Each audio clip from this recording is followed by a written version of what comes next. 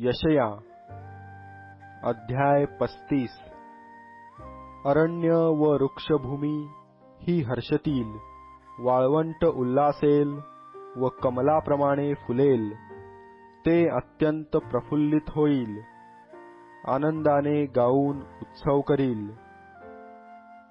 लबानोनाची शोभा त्याला मिळेल, कर्मेल व शारोन यांचे ऐश्वर्य त्याला प्राप्त होईल। ती परमेश्वराचे वैभव, आमच्या देवाचे ऐश्वर्य पाहतील।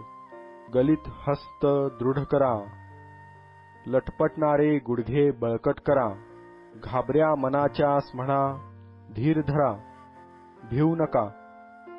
पहा, तुमचा देव सूड घ्यावयास, अनुरूप असे प्रतिफळ द्यावयास येईल। तो येईल व तुमचा उद्धार करील। तेव्हा अंधांचे नेत्र उघडतील, बहिऱ्यांचे कान खुले होतील। तेव्हा लंगडा हरिणाप्रमाणे उड्या मारील, मुक्याची जीभ गजर करील।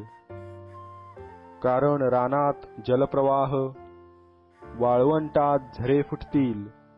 जेथे मृगजल दिसते, तेथे तलाव होईल। तृषित भूमीचे ठिकाणी उपळते झरे होतील। कोल्हे राहतात त्या स्थळी बोरू व लव्हाळे यासहित गवत उगवेल। तेथील मार्ग राजमार्ग होईल, त्याला पवित्र मार्ग म्हणतील। त्याने अपवित्र जन जाणार नाहीत, पण तो त्यांच्यासाठीच, परमेश्वराच्या लोकांसाठी होईल। त्या मार्गाने जाणारे मूढ असले तरी मार्ग चुकणार नाहीत। तेथे सिंह असणार नाहीत, हिंस्त्र पशूंचा तेथे रिघाव होणार नाही। तेथे ते आढळणार नाहीत, पण तेथे उद्धरलेले संचार करीतील। मुक्त केलेले परमेश्वराचे लोक परत येतील। ते जय जयकार करीत सियोनेत येतील। त्यांच्या मस्तकी अक्षय आनंद राहील।